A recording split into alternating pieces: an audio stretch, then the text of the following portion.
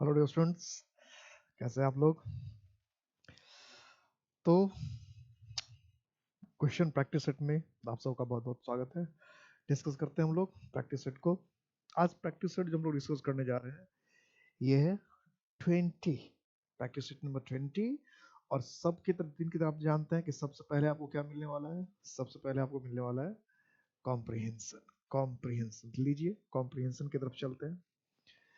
Comprehension ये रहा। और कॉम्प्रिहेंशन में हम लोग पैराग्राफ में नहीं जानते, आपको ये भी पता है कि पैराग्राफ की तरफ हम लोग नहीं जाते, हम लोग सीधा कहाँ जाते हैं, क्वेश्चन पे जानते हैं। देखते हैं क्वेश्चन बनता है क्या।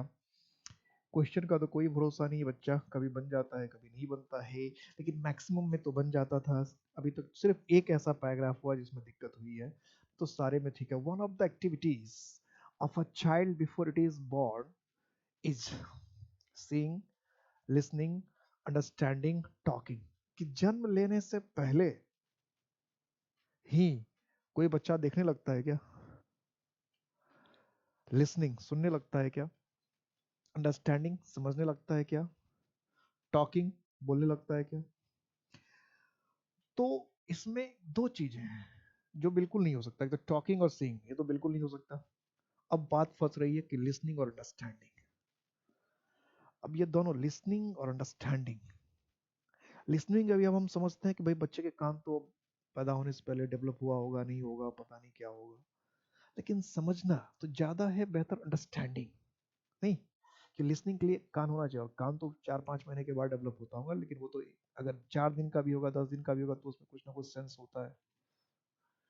तो अंडरस्टैंडिंग ज्यादा बेहतर है मेरे हिसाब से। देखते हैं पैराग्राफ में क्या होगा, इससे अंडरस्टैंडिंग मेरे हिसाब से बेहतर है।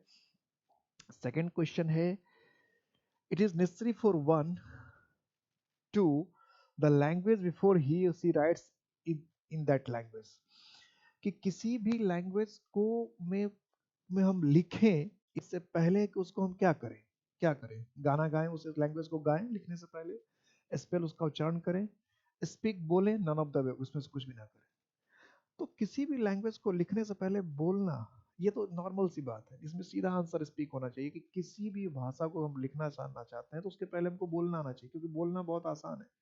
बोलना आ जाता तो हम लिखना भी आता। देखिए मैक्सिमम लैंग्वेज ऐसा होता है इसको हम बोलना तो जानते हैं लिखना नहीं जानते। तो अगर हमें बोलना आता है तो लिखना आसान हो जाता है। इसलिए तीसरा है, सेकंड का आंसर क्या होना चाहिए। देखिए दो क्वेश्चन का जवाब मिल गया फटाफट, इसमें मिल गया। मल्टीलिंगुअलिज्म मींस, मल्टी मतलब क्या होता है, कई। कि इसमें पैराग्राफ में जाने की कोई जरूरत ही नहीं पड़ा, मुझे लगता है सारे क्वेश्चन ऐसे बन जाएंगे। मल्टी मतलब कई, लिंगुअलिज्म मतलब भाषाई। तो मल्टी लिंग्विज्म का मतलब क्या है, speaking more than one language, speaking only one language, speaking any language speech. Multi का मतलब ये तो मोर देन वन, ये तो वर्ड मीनिंग से क्वेश्चन ले लो, फर्स्ट ही ऑप्शन होगा। तो 3 क्वेश्चंस बन गए, पैराग्राफ देखने की जरूरत नहीं, 3 क्वेश्चंस बन रहे हैं। बस एक क्वेश्चन पे थोड़ा सा आपका डाउट होगा, लेकिन 2 क्वेश्चन तो गारंटी से बन रहा है। और तीसरा क्वेश्चन क्या क्या है, फोर्थ क्वेश्चन क्या, a child has ever since it was born. कि स्पीकिंग जब से पैदा हुआ तब से बोल रहा था, रीडिंग तब से पढ़ ही रहा था, वॉकिंग तब से चल ही रहा था, लिसनिंग तब से सुन ही रहा था। तो यहाँ जो सेंटेंस में इससे लिसनिंग, और इस ऑप्शन से देखें तो वहां भी लिसनिंग ज्यादा अच्छा होगा अगर इस ऑप्शन के हिसाब से देखें, क्योंकि ये भी ऑप्शन है तो इसका मतलब फर्स्ट ऑप्शन में भी लिसनिंग ज्यादा अच्छा हो सकता था। तो इसमें तो बेहतर लिसनिंग ही होगा। तो 3 क्वेश्चन का आंसर मिल रहा है। फर्स्ट क्वेश्चन में हमें थोड़ा डाउट हो रहा था, चलते हैं पैराग्राफ, एक क्वेश्चन के लिए पैराग्राफ में चल जाएंगे, इसमें क्या दिक्कत यार, लेकिन 3 क्वेश्चन तो कम से कम सीधा बन जा रहा है, इसमें लिसनिंग होना चाहिए, है ना। अब आते हैं पैराग्राफ में। पैराग्राफ क्या कह रहा है कि टू नो लैंग्वेज, अब यहाँ टू टी एक्स्ट्रा हो गया, कोई बात नहीं, to no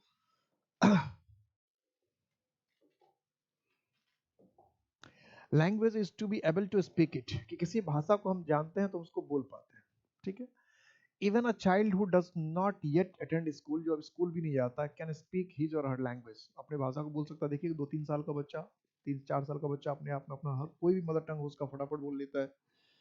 in order to speak a language it is important to listen to it. कि किसी भाषा को अगर हम बोलना चाहते हैं तो हमें सुने, सुनना जरूरी है।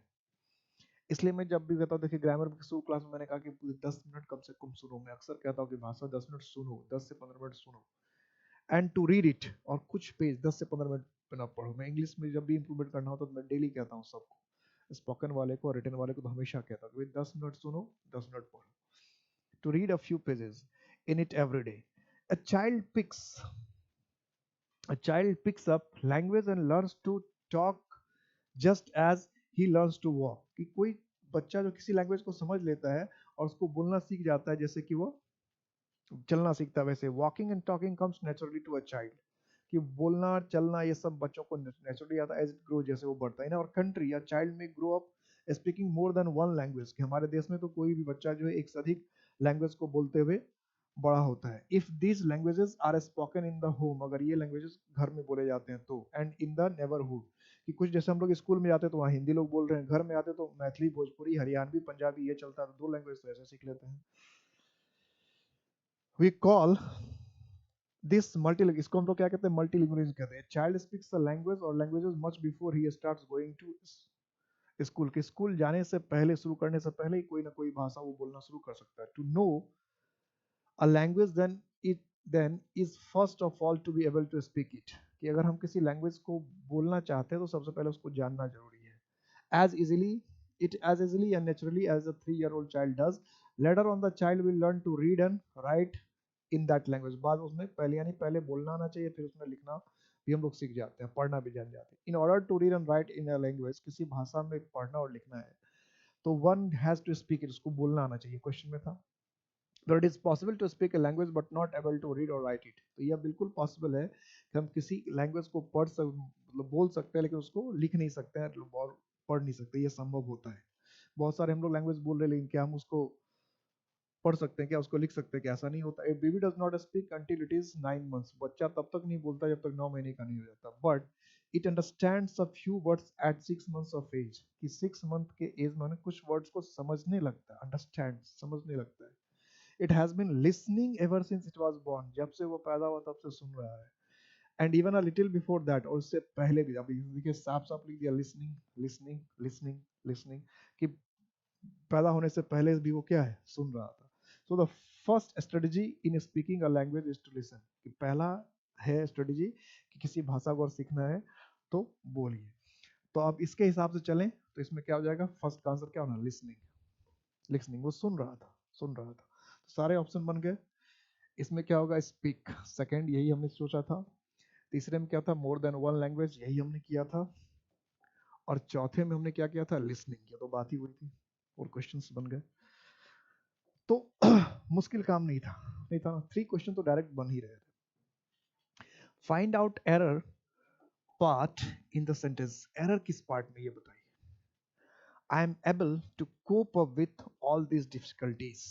कि मैं इन सारे डिफिकल्टीज को कोप अप कर सकता हूँ. कोप अप का मतलब होता है बर्दाश्त करना, झेलना. इडियम्स वाले सेट में ये करवा रखा है. मिला.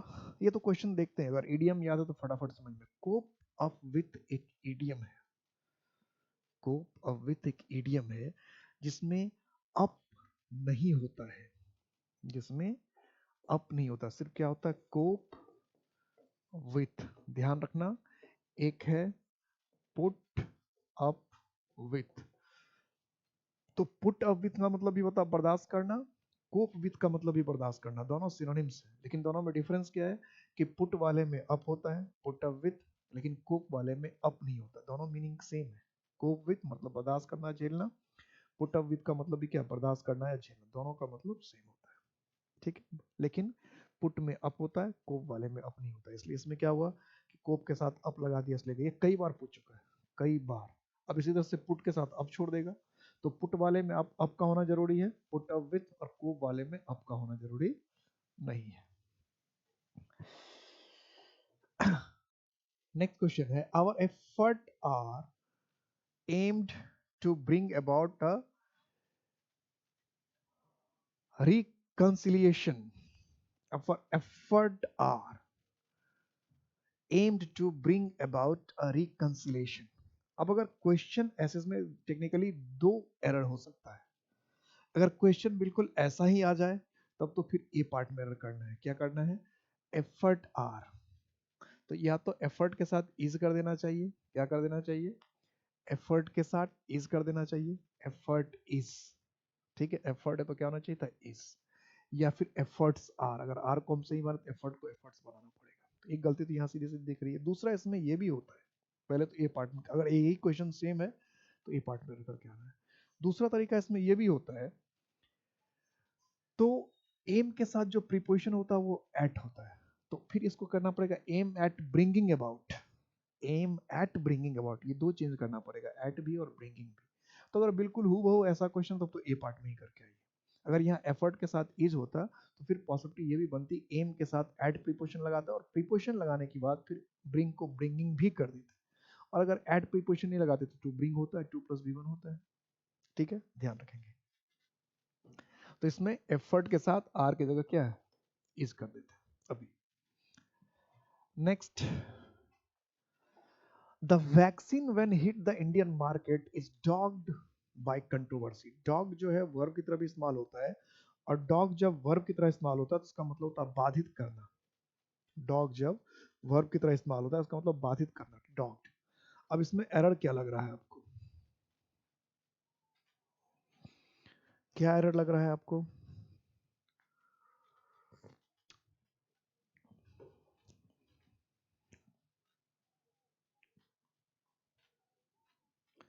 ये जो गलती है, ये गलती है सीक्वेंस ऑफ टेंस का। व्हेन ये जो हिट लिखा है, हिट हिट, तो हिट ऐसा वर्ब इसका V1 V2 V3 सेम होता है। तो वैक्सीन तो सिंगुलर है, अगर सिंगुलर है तो ये हिट्स होना चाहिए, और हिट्स होता तो प्रेजेंट इंडेफिनिट में होता है, लेकिन ये तो हिट लिख रखा है, इसका मतलब ये प्रेजेंट इंडेफिनिट है नहीं, ये क्या है, V2 है। प्रेजेंट इंडेफिनिट होता तो हिट्स यानी V5 होना चाहिए था, वर्ब में एस और यस लगना चाहिए था। टेंस में ये बता रखा है, टेंस पर ध्यान दीजिएगा, यही सब एक एक चीज ध्यान रखना पड़ता है। और ये मैंने बता रखा था टेंस में कि जब जहाँ V1 V2 V3 सेम होता है वो सबसे ज्यादा परेशान करता है, वॉइस में भी, नरेशन में भी, और हर जगह परेशान करता है। तो बहुत सारे बच्चों को ये पता नहीं चलता ये पास्ट इंडेफिनिट है, पता ही नहीं चलता है। तो ये पास्ट इंडेफिनिट हो गया। जब शुरू में ही पास्ट इंडेफिनिट है तो आगे भी क्या होना चाहिए, पास्ट होना चाहिए। सीक्वेंस ऑफ टेंस का रूल यही कहता है कि प्रिंसिपल क्लॉज में अगर पास्ट इंडेफिनिट है तो सबऑर्डिनेट क्लॉज में यानी बहुत बाद वाले जो क्लॉज होते हैं उसमें पास्ट इंडेफिनिट होना चाहिए था। तो ये इज डॉग्ड की जगह क्या होता है, वाज डॉग्ड। वाज डॉग्ड मतलब जैसे ही वैक्सीन मार्केट में आया तो उसमें कंट्रोवर्सी, उस पर कंट्रोवर्सी के द्वारा बाधा पहुंचाया गया, तो पास्ट में होना चाहिए था।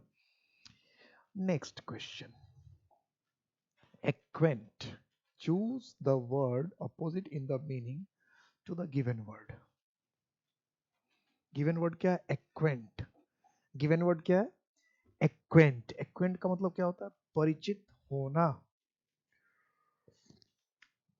और हमें ढूंढना है इसमें अपोजिट, अपोजिट ढूंढना है, अपोजिट, उल्टा, विलोम। तो इंट्रोड्यूस का मतलब परिचय करना या कराना। वेल नोन का मतलब जाना पहचाना। अनफैमिलियर का मतलब अपरिचित, अनफैमिलियर का मतलब अपरिचित। और नोटिस का मतलब किसी चीज को महसूस करना या समझना। नोटिस का मतलब किसी चीज को महसूस करना या समझना, नोटिस। ठीक है, तो एक्वेंट का मतलब होता है परिचित, जाना पहचाना। ढूंढना हमें क्या था, अपोजिट, तो क्या होना चाहिए आंसर, अनफैमिलियर, अपरिचित। एक्वेंट का मतलब अपरिचित, एक्वेंटेड परिचित, जाना पहचाना। ये सब सारा सिमिलर जैसा ही मीनिंग रख रहा था। तो अनफैमिलियर अपरिचित, सी अपरिचित। Next, direction, choose the word synonym in the meaning of the given word। तो ये जो given word है थोड़ा सा लिखने में दिक्कत हो गई है, of the given word। यहाँ given word होना चाहिए था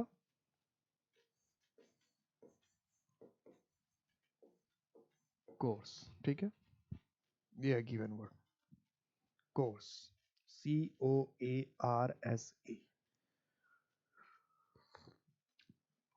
कि आपको सिनोनिम चुनना है, समानार्थक मीनिंग चुनना है। किस वर्ड का चुनना है? CORS, कोर्स का। क्या होगा? Soft, rough, ensure, delicate. सबका मीनिंग पता है क्या? डेलिकेट का मतलब क्या होता है? डेलिकेट का मतलब नाजुक। इंश्योर का मतलब क्या होता है? बीमा करना। ठीक है, बीमा। रफ का मतलब क्या है? सख्त, कठोर, कड़ा। सॉफ्ट का मतलब मुलायम। तो कोर्स का मीनिंग क्या होगा? कोर्स, तो कोर्स का मतलब होता है कठोर, मोटा। जैसे आटा वगैरह गेहूं पिसाने जाते हैं, उसमें आटा जो है कभी कभी महीन नहीं पिसता है, मोटे हो जाते हैं, उसको क्या कहते हैं? कोर्स। रहन सहन का अगर स्टैंडर्ड आपका जो अच्छा नहीं है, तो उसको भी कोर्स कहते हैं, मतलब कुछ भी खा लिया, कुछ भी पहन लिया। तो कोर्स का हमको ढूंढना था सिनोनिम्स। तो कोर्स का मतलब था मोटा, रुखरा, या जो परिष्कृत ना हो, अच्छा ना हो। और सिनोनिम समानार्थक, पर्यायवाची, तो इसलिए इसमें होना चाहिए रफ। क्या होना चाहिए? रफ, कठोर, रुखरा या मोटा। ठीक है, क्लियर है? नेक्स्ट क्वेश्चन की तरफ चलें। नेक्स्ट क्वेश्चन, नेक्स्ट कह रहा है sport the correctly spelled word. इसमें करेक्ट स्पेलिंग किसका है? प्लेबियन। प्लेबियन वर्ड का तब तक आप स्पेलिंग देख लीजिए, मैं मीनिंग बता देता हूं, अपना मीनिंग भी लिख लीजिएगा। प्लेबियन का मीनिंग होता है बिल्कुल साधारण व्यक्ति, जन सामान्य व्यक्ति। बिल्कुल सामान्य व्यक्ति, बिल्कुल साधारण व्यक्ति, उसको हम क्या कहते हैं? प्लेबियन। इसलिए कभी कई बार आप देखिएगा प्लेबिसाइड, प्लेबिसाइड वर्ड सुनने में आता है हम लोग को। प्लेबिसाइड। तो प्लेबियन का मतलब हुआ बिल्कुल साधारण, सामान्य व्यक्ति। बिल्कुल साधारण, बिल्कुल सामान्य व्यक्ति, बिल्कुल निम्न दर्जे का व्यक्ति। प्लेबियन का मतलब था बहुत नीचे दर्जे का व्यक्ति, बहुत ही नीचे दर्जे का व्यक्ति। प्लेबियन, बहुत अति निम्न कोटि का व्यक्ति। इसका स्पेलिंग सही कौन सा है? First, plebeian. ये first, plebeian, IAN, plebeian, first. Next question देखते हैं।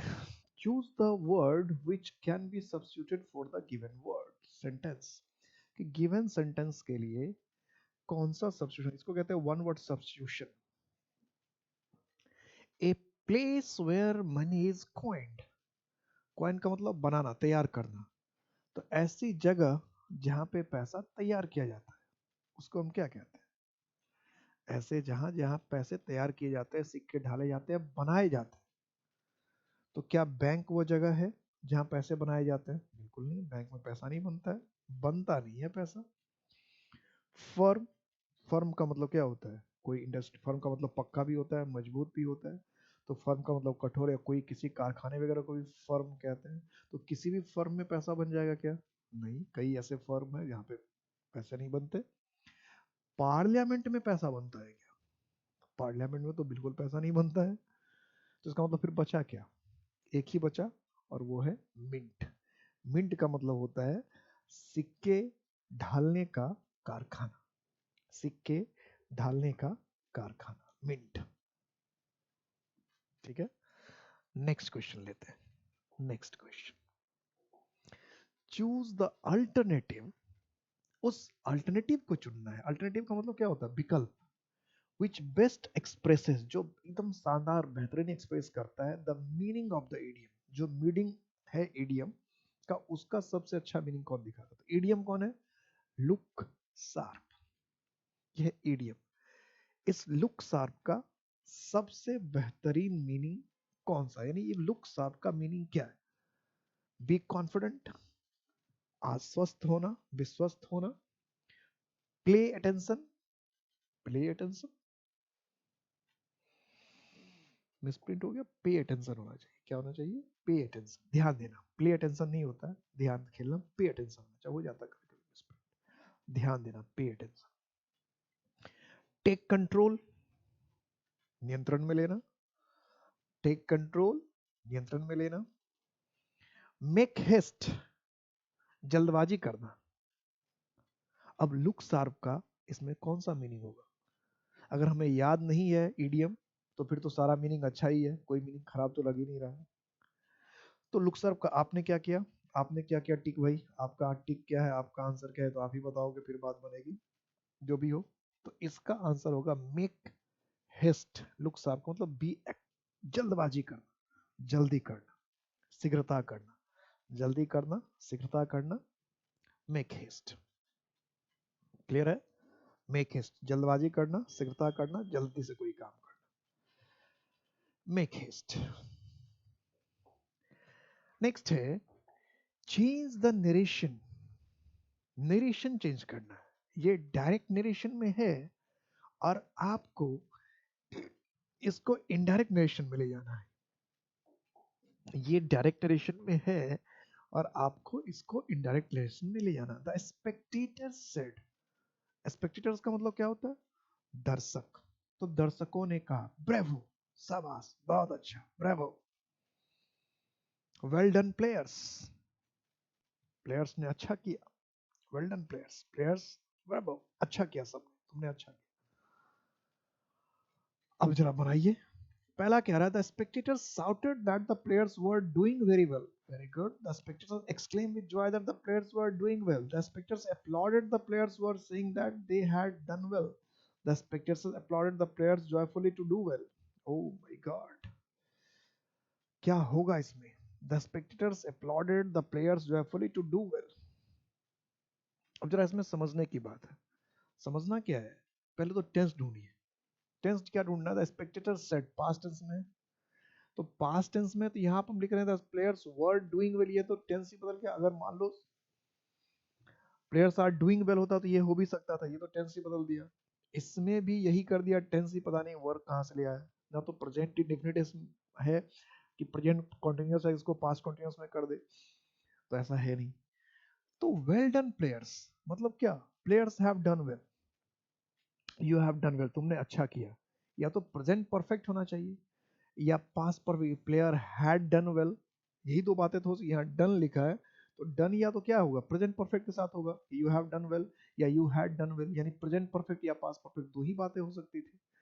अब जब नरेशन का रूल है तो पास्ट परफेक्ट तो पास्ट परफेक्ट में भी रहता है और प्रेजेंट परफेक्ट भी बदल के पास्ट परफेक्ट में चला जाता है। इसका मतलब इसका जो आंसर है पास्ट परफेक्ट में ही होना चाहिए। और अगर ये पास्ट इंडेफिनिट में भी होता तो चेंज होकर क्या होता? Past perfect. पास्ट इंडेफिनिट भी चेंज होकर पास्ट परफेक्ट में, प्रेजेंट परफेक्ट भी चेंज होकर पास्ट परफेक्ट में, और अगर पास्ट परफेक्ट रहता तो उसको चेंज करने की जरूरत ही नहीं होती, वो पास्ट परफेक्ट में ही रह जाता है। तो अगर ये प्रेजेंट परफेक्ट भी है तो भी पास्ट परफेक्ट में होना चाहिए, अगर ये पास्ट परफेक्ट ही था तो भी पास्ट परफेक्ट में ही रहना चाहिए। यही बात है ना? इसका मतलब क्या है कि ये ज्यादा बेहतर है कि द स्पेक्टेटर्स आर अपलॉडेड, तारीफ किया है। वेल ब्रेवो, ब्रेवो तारीफ करने के लिए हुआ, तो ब्रेवो से पता चला तारीफ कर रहे हैं, तो अपलॉड इसलिए लिखा uploaded. The players, the spectators applauded the players were saying that they had done well. इसमें मुझे लगता है ऑप्शन में थोड़ी सी गलती हो गई है, ये मिसप्रिंट जब होगा, were saying the spectators uploaded the players saying that, ये जो वर नहीं होना चाहिए सब मिसप्रिंट हो गया, बस लापरवाही से हो गई।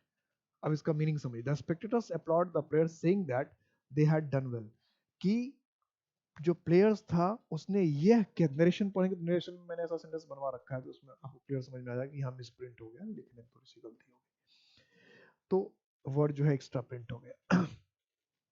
तो स्पेक्टेटर्स ने यह कहते हुए खिलाड़ियों की तारीफ की कि तुम लोग अच्छे कर रहे हो या तुम लोगों ने अच्छा किया। तो दर्शकों ने यह कहते हुए खिलाड़ियों की तारीफ की कि आप सबने अच्छा किया। ठीक है, ऐसे हिंदी बोलते हैं कि हमने, उसने तालियां बजाते हुए स्वागत किया, इसलिए ठीक है, तालियां बजाते हुए स्वागत किया, माला पहनाते हुए स्वागत किया, तो यह कहते हुए स्वागत किया कि आप सबने अच्छा किया। तो इसलिए होता है the spectators applaud the players saying, यह कहते हुए दैट कि दे हैड डन वेल, सबने अच्छा किया, तुम लोगों ने अच्छा किया, इसलिए क्या सी ऑप्शन है।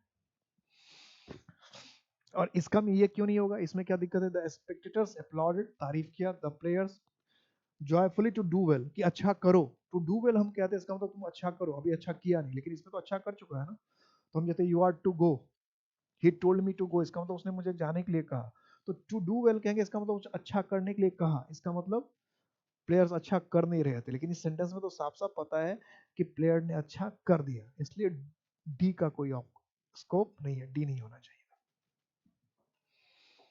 नेक्स्ट, नेक्स्ट, नेक्स्ट क्या कह रहा है? Tell him to get out of our house. क्या करना है भाई? चेंज इनटू पैसिव वॉइस, कि पैसिव में ले जाना है। कहां ले जाना है? पैसिव में ले जाना है भाई, पैसिव में ले जाओ भाई। तो tell him to get out of our house, कि हमारे घर से बाहर चले जाओ। Tell him to get out, he is told to get out of our house, he is told, tell him, he is told. Tell him मतलब उससे कहो कि वो घर से दूर चला जाए, उससे कहो, यानी किसी और को आदेश दे रहे हैं उसको देने के लिए। तो he is told to get out of our house, ये तो कोई बना नहीं। Let him be told, order वाले को क्या बता रखा है? या तो लेट से बनाते हैं या शुड से बनाते हैं, ऑर्डर वाले को यही बात होती है। तो लेट इसमें है और शुड कहीं है ही नहीं। जैसे हमने सेंटेंस देखिए, वॉइस में जब बनवा रखा है, जैसे हमने कहा क्लोज द गेट, तो क्या कहते हैं? Let the door be closed. ये हम कहते हैं हेल्प द पुअर शुड भी, अगर सलाह का सेंस होता तो शुड से बनाते हैं, अगर ऑर्डर का सेंस होता तो लेट से बनाते हैं। तो ये ऑर्डर का सेंस है, इसलिए किससे बनना चाहिए? लेट से। और इत्तेफाक से क्या कि लेट से एक ही ऑप्शन है, दो चार ऑप्शन होता तो दिक्कत भी होती। लेट से एक ही ऑप्शन है, वो क्या है? बी है। तो अगर रूल पड़े होते तो सबसे आसानी से बन जाएगा, एक ही ऑप्शन लेट से है ये, और कोई ऑप्शन ही नहीं है। इसलिए मैंने कहा था आपको, बार बार कहा था कि वॉइस में सारे क्वेश्चन ऑप्शन से ही छट जाते हैं। नेक्स्ट क्वेश्चन की तरफ चलें। क्या कह रहा है? शी हैड ऑलवेज होप्ड, उसने हमेशा ये उम्मीद किया, that her daughter would become, तो उसकी डॉक्टर बनेगी क्या? डॉक्टर आर्टिकल में पढ़ा रखा है, ये क्या है? कॉन्सोनेंट से शुरू हो रहा है। तो भाई देखो, फिर देखो क्या होना चाहिए। आप पहले देख लो, फिर मैं तो बताऊंगा ही, मुझे तो बताना ही है। नॉट लिख दिया, ये ऐसे नॉट, ऐसे नहीं का मतलब कि सिर्फ नॉट होना चाहिए कि नो या नॉट, कि भाई कुछ आएगा ही नहीं। नो नॉट लिखने का तो कुछ आएगा ही नहीं। तो एन डॉक्टर तो होने से रहा, क्योंकि उसके लिए वॉल चाहिए। डॉट डॉक्टर तो हम तब लिखते जब किसी को पर्टिकुलर बनाना, या तो सिर्फ कह रहा है कि डॉक्टर बनेगा, को चाह रहे कि उसकी बेटी डॉक्टर बन जाए, तो नॉर्मल बात हो रही है। तो नॉर्मल बात हो रही है, तो हमें एक का ही बिकम इस्तेमाल होना चाहिए, तो बिकम और डॉक्टर सी होना चाहिए। और आर्टिकल तो होगा ही होगा, क्योंकि कोई भी काउंटेबल नाउन अगर सिंगुलर इस्तेमाल हुआ है तो उसके पहले ए या एन आना चाहिए। तो ग्रामर का रूल है कि काउंटेबल नाउन अगर सिंगुलर है तो उसके पहले ए या एन का आना जरूरी है। तो कुछ ना कोई तो आर्टिकल आना ही था। Next question, he did not,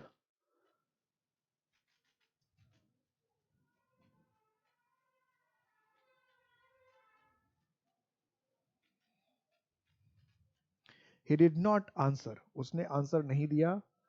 इसमें भी थोड़ा सा मिसस्पेल्ट हो गया है, द नहीं होना चाहिए इसमें। ही डिड नॉट आंसर, अब बनाइए आपको क्या होगा। He did not answer and, इसको इसको हिंदी में ऐसा कहते हैं कि उसने जवाब नहीं दिया और मैंने भी नहीं दिया। जैसे कहा, उसने भी नहीं कहा, मैंने भी नहीं कहा। वह भी नहीं आया, मैं भी नहीं आया। वह भी नहीं गया, मैं भी नहीं गया। वह भी नहीं बोला, मैं भी नहीं बोला। तो उसने भी जवाब नहीं दिया, मैंने भी जवाब नहीं दिया। ये एडवर्ब में पढ़ा रखा है, एडवर्ब का ये क्वेश्चन है। एडवर्ब में ये साफ साफ पढ़ा रखा है, जिसने एडवर्ब पढ़ा है उसको तुरंत देखते ही समझ में, अरे ये तो वही चीज है। तो इसमें क्या होगा? ही डिड नॉट आंसर, उसने जवाब नहीं दिया, और मैंने भी जवाब नहीं दिया, तो क्या होगा? Neither did I. एडवर्ब में देखिएगा फटाक से मिल जाएगा एकदम क्विक, नाइदर डिड आई, उसने जवाब नहीं दिया और मैंने भी जवाब नहीं दिया। जो टेंस रहता वही टेंस इधर भी रखना पड़ता, और नाइदर के तुरंत बाद हेल्पिंग वर्ब, फिर सब्जेक्ट। सो के साथ भी ऐसा होता है, नाइदर के साथ भी होता है, दो वर्ड के साथ ऐसा बता रखा है एडजेक्टिव में, एडवर्ब में sorry. It took a long time for him to realise, को काफी वक्त लगा यह महसूस करने में, उसको काफी वक्त लगा यह महसूस करने में क्या? व्हाट इज ट्रुथ, सच्चाई क्या है? व्हाट वाज द ट्रुथ, सच्चाई क्या था? व्हाट द ट्रुथ वाज, कि सच क्या था? और व्हाट वाज ट्रुथ, क्या होगा? तो ये जो है दो चीजों को मिलाकर पूछा है, एक तो नरेशन से और एक इंटरोगेटिव प्रोनाउंस।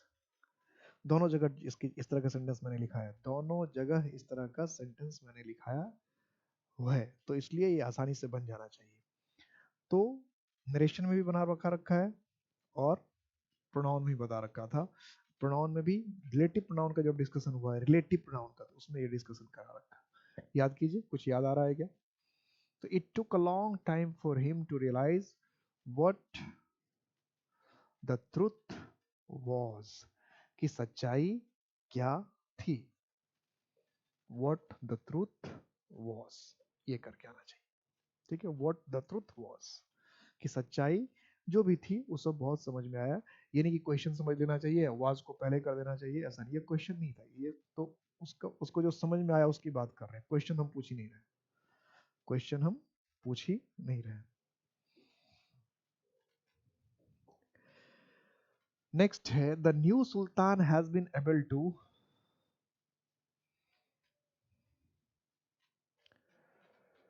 हैड बीन, तो नया जो सुल्तान है, ये फ्रेजल वर्ब का क्वेश्चन हो गया। ये जो है ये क्वेश्चन किसका हो गया? ये फ्रेजल वर्ब, ये bear up, bear out, bear off, bear down. कहीं बेयर का मतलब होता है कुचलना, दबाना, बर्दाश्त करना, सहना, झेलना। तो the new sultan has been able to all opposition, अब सारे अपोजिशन को क्या कर पाया? दबा पाया, झेल पाया, बर्दाश्त कर पाया, कुचल पाया। क्या होना चाहिए? जो नया सुल्तान था, जितने भी विरोधी थे, जितने भी उसके खिलाफ थे, सबको क्या करेगा? बर्दाश्त करेगा, झेलेगा, कुचल देगा। क्या होना चाहिए? क्या होना चाहिए? क्या होना चाहिए? बेयर डाउन, बेयर अप, क्या होना चाहिए?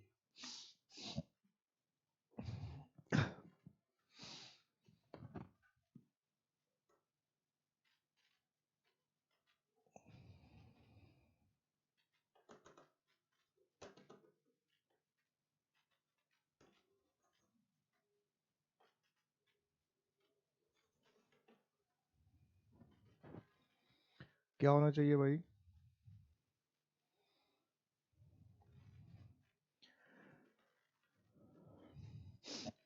नए सुल्तान ने अपने सारे विरोधियों को क्या किया? क्या होना चाहिए?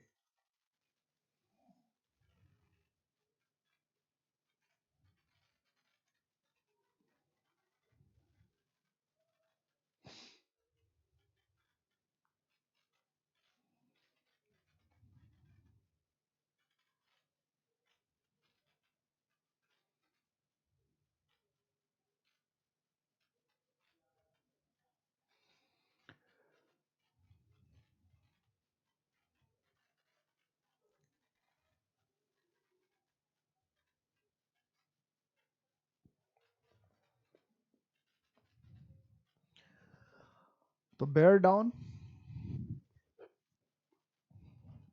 Bear off, bear up. तो बेयर अप का मतलब होता है कि बुरे वक्त को, बेयर डाउन का मतलब होता है किसी चीज को संभालना, बर्दाश्त करना, झेलना। और बुरे वक्त को झेल जाना, कठिन परिस्थिति का सामना कर लेना, कठिन कठिन परिस्थिति को झेल लेना, इसके लिए जो फ्रेजल वर्ब होता है वो होता है बेयर अप। बेयर डाउन का मतलब होता है किसी चीज को सत्यापित करना, किसी चीज के अनुसार किसी चीज को सह लेना, झेल लेना, बर्दाश्त कर लेना, कुछ भी बेयर डाउन। किसी चीज को वेरीफाई करना भी। अब बेयर अप का मतलब होता है खास करके जो बुरी परिस्थिति हो, बुरा हालात हो, उसको झेल लेना, उसको बर्दाश्त कर लेना, ये क्या कहलाता है? Bear up. तो हमें इसके हिसाब से क्या होना चाहिए इसमें?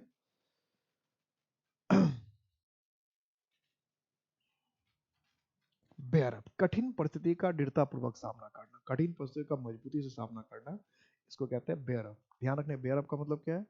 मुश्किल हालात का साहस से सामना करना, मुश्किल हालात का साहस से सामना करना, इसको कहते हैं बेयर अप। तो बेयर अप ज्यादा बेहतर है। Next, read the sentence and find out which of the four combination is correct. अब इसमें से कौन सा कॉम्बिनेशन सही है? ये पी क्यू आर एस दिया है, ऐसा सेंटेंस हम लोग कई बार बना चुके हैं, बहुत आसानी से बन जाता है। ऑल्दो द गवर्नमेंट, सब्जेक्ट यहाँ है, सब्जेक्ट यहाँ है, तो वर्ब वाले पार्ट को देखना चाहिए। वर्ब देखिए क्या है, the growth of population verb नहीं है तो इससे शुरू होते हैं। Has, although the government has undertaken, इसका मतलब क्यू से शुरू होना चाहिए, सब्जेक्ट यहाँ है ही, वर्ब होना चाहिए, तो वर्ब से सिर्फ यही एक ऑप्शन शुरू हो रहा है। इसका मतलब क्यू वाला ऑप्शन को हमको सबसे पहले चेक करना चाहिए, उसके बाद ही किसी ऑप्शन को देखेंगे। तो क्यू वाले ऑप्शन देखिए दो है, तो पहले इसी दो को देखते हैं, फिर देखेंगे कुछ और। तो although the government has undertaken a series of plans, की कई प्लान्स लिया है। P, the growth of population, देखिए क्यू के बाद पी अच्छा नहीं बना, तो इसको थोड़ा सा रोकते हैं, इस पर आते हैं। Has undertaken a series of plans as for economic development, ये अच्छा लग रहा है, इसका मतलब डी होना चाहिए। अब इसको पूरा पढ़ के देखते हैं कि has undertaken a series of plans for economic development or and for raising the standard, बिल्कुल सही बन रहा है, क्यू एस आर, तो अब ज्यादा करने की जरूरत नहीं, यही तो बन गया। Economic development for raising the standard of living of the people, the growth of population.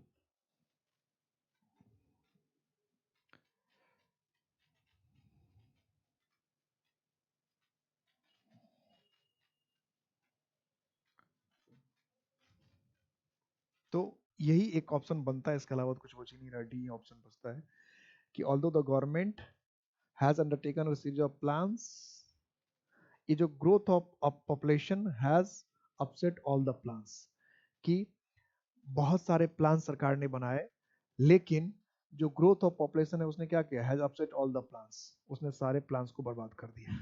तो बिल्कुल सही ऑप्शन हमारा क्या बनता है, डी, कहीं कोई दिक्कत ही नहीं है। नेक्स्ट, इन रिसेंट ईयर्स, कि हाल के सालों में, ये नहीं होना चाहिए था, इन रिसेंट ईयर्स, हाल के सालों में, अब यहाँ कॉमा होना चाहिए था, ये कॉमा ही होगा देखने में ऐसा लगा। तो in recent years, primarily because purchasing P, थोड़ा सा अच्छा नहीं बना, हैज ग्रोन, अब हैज ग्रोन है, तो हैज ग्रोन वर्ब है, इसका मतलब कहीं ना कहीं सब्जेक्ट होना चाहिए। तो हैज ग्रोन क्यू से भी कोई शुरू नहीं होगा, देखिए क्यू से ये शुरू भी नहीं कर रहा, तो कोई बात नहीं, क्यू से वैसे भी नहीं शुरू करना, और कोई ना कोई सब्जेक्ट चाहिए इसके लिए। तो अब सब्जेक्ट कौन होता है, price competition in the most industries, ये प्राइस या मैनेजर्स नाउ एग्जर्ट, या तो मैनेजर सब्जेक्ट है और एग्जर्ट वर्ब, इसमें सब्जेक्ट वर्ब ऑलरेडी है। तो ये जो प्राइस कंपटीशन है, प्राइस में जो कमी ज्यादा हो रही है, वो ये सब्जेक्ट का काम कर सकता है। तो इसके हिसाब से हम देखें, तो इसका मतलब आर के बाद क्यू होना चाहिए तो ज्यादा अच्छा होता। आर के बाद क्यू देखिए किधर है, आर के बाद क्यू, आर के बाद क्यू, आर के बाद क्यू इधर है, आर के बाद क्यू इधर है। दोनों ऑप्शन को देखते हैं कि in recent years price competition most industries has grown more intense. Price competition, इसमें एस थोड़ा सा क्या है, मिसप्रिंट हो गया है, कंपटीशन होना चाहिए। प्राइस कंपटीशन मतलब कंपटीशन, किसकी कंपटीशन, मतलब दाम की, दाम का कॉम्पिटिशन, तो प्राइस कंपटीशन होना चाहिए। Price competition in most country has grown more intense, कि बहुत सारे इंडस्ट्रीज में प्राइस कंपटीशन उसके ज्यादा हो गया। तो आर के बाद क्या होना चाहिए था, क्यू, और उसके बाद P, primarily because purchasing managers now exert much influence over supply, purchasing manager से, जो खरीदने वाले जो मैनेजर्स होते हैं, वो ज्यादा क्या करते हैं, दबाव डालते हैं किस पर, सप्लायर्स पर। तो बिल्कुल यही सही बन गया कि ये सब्जेक्ट हो गया, प्राइस कॉम्पिटिशन का वर्ब हो गया ये, तो आर के बाद क्यू, आर के बाद क्यू, फिर पी।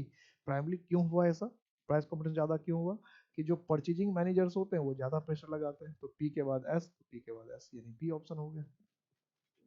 तो ज्यादा मुश्किल काम नहीं था, ज्यादा मुश्किल काम नहीं है, ज्यादा मुश्किल काम, क्या मुश्किल काम ही नहीं है, कोई डिफिकल्ट काम ही नहीं है।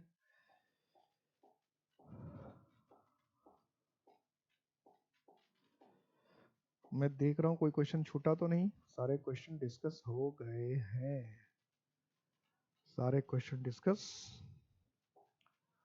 हो गए। ओके, नेक्स्ट को डिस्कस करेंगे अगली क्लास में, तब तक अपना ख्याल रखिएगा।